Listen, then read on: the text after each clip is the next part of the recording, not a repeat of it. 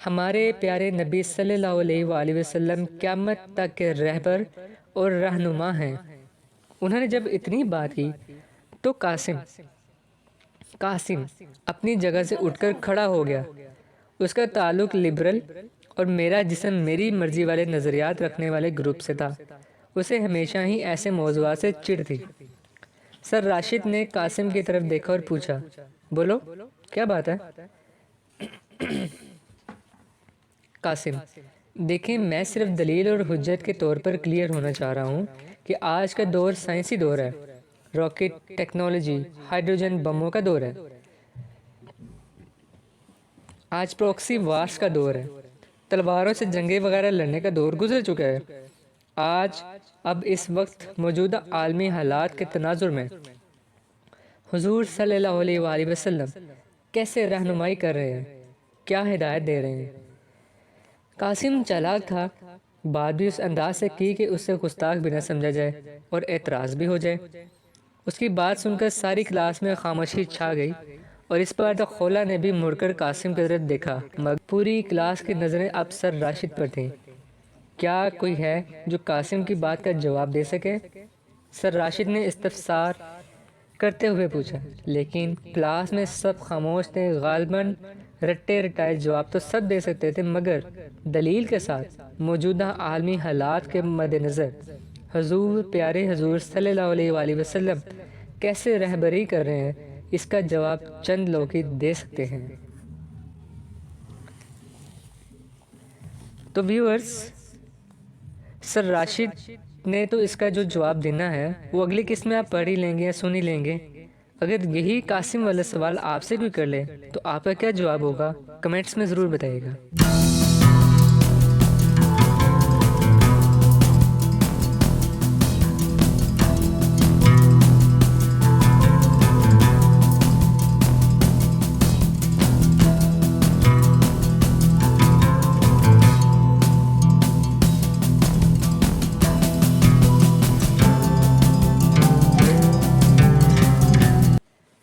ساری کلاس پر خاموشی چھائی تھی۔ سوال بھی ایسا تھا جس کا مسلمان ہو کر بھی جواب نہ دینے پر شرمندگی واجب تھی۔ قصور ہمارا ہے آج کے نوجوانوں کو فرصت ہی نہیں ان چیزوں کے بارے میں تحقیق کریں۔ خیر، میں آپ کے سوال کا جواب دیتا ہوں مسٹر قاسم۔ سر راشد نے ایک لمحے کے لیے خاموش ہوئے اور پھر کہنے لگے، آپ نے کہا کہ موجودہ عالمی حالات کے پیش نظر سائنسی اور ٹیکنالوجی دور میں حضرت محمد صلی اللہ علیہ وآلہ وسلم ہماری رہنمائی کیسے کر رہے ہیں؟ تو سنیں، وہ آج بھی رہبری کر رہے ہیں، مگر ان کی جو رہبری چاہتے ہیں آج کے موجودہ عالمی حالات کیسے ہیں؟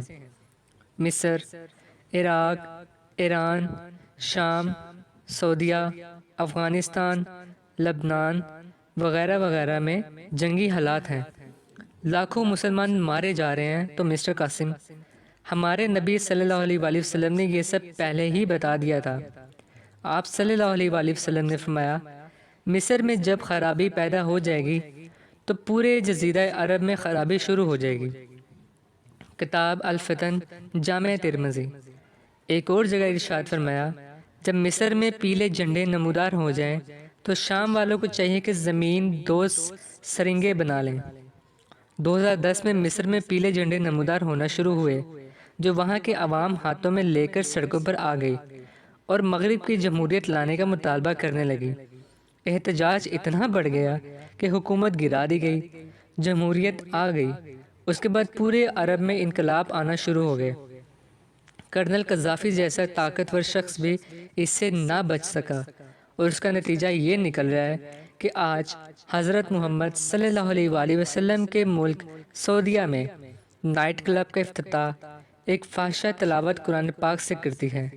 سینما کھل چکے ہیں وہاں اور ہاں دوسری بات کیا کہی تھی، جب پیلے جھنڈے نمودار ہوں مصر میں تو شام کے لوگوں کو زمین 2 سرنگیں بنا لینی چاہیے۔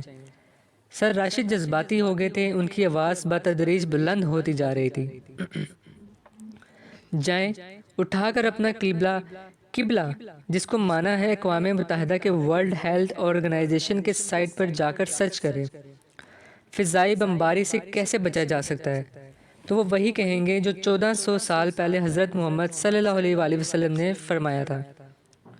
زمین دوست تہ خانے یا سرنگیں مصر میں جب یہ پیلے جھنڈے نکلے تو ٹھیک اس سے 1 سال بعد شام پر فضائی بمباری شروع ہو گئی تھی۔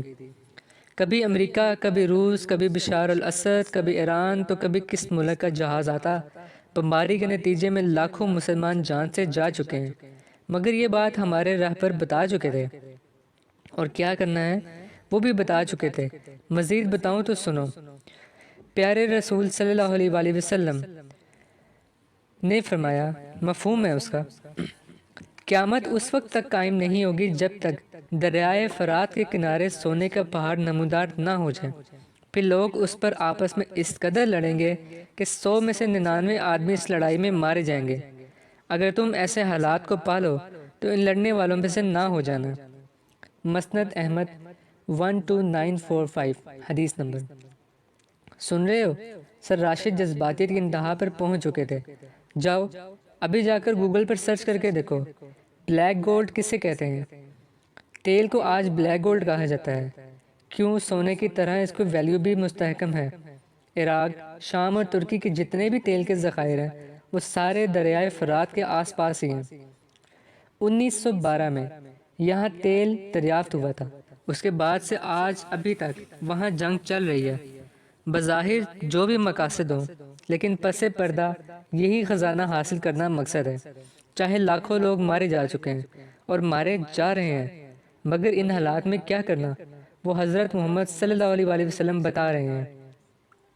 آج بھی تم تو آج کے حالات کی بات کر رہے ہو، قیامت تک وہ ہر دور کے بارے میں ہدایت موجود ہے ان کی، یعنی کہ آپ صلی اللہ علیہ وآلہ وسلم کی، مگر ان کے لیے جو یہ لینا چاہتے ہیں۔ میں نے صرف ایک حوالے سے مثال دے دی ہے، ورنہ یہ موضوع کھولوں تو سارے حیران ہو جائیں کہ کیسے وہ اللہ کے رسول صلی اللہ علیہ وآلہ وسلم، پیارے رہبر صلی اللہ علیہ وآلہ وسلم آج بھی رہبری کر رہے ہیں ہماری۔ جوش سے سر راشد کا چہرہ سرخ ہو چکا تھا۔ پیریڈ کا وقت کب کا ختم ہو چکا تھا۔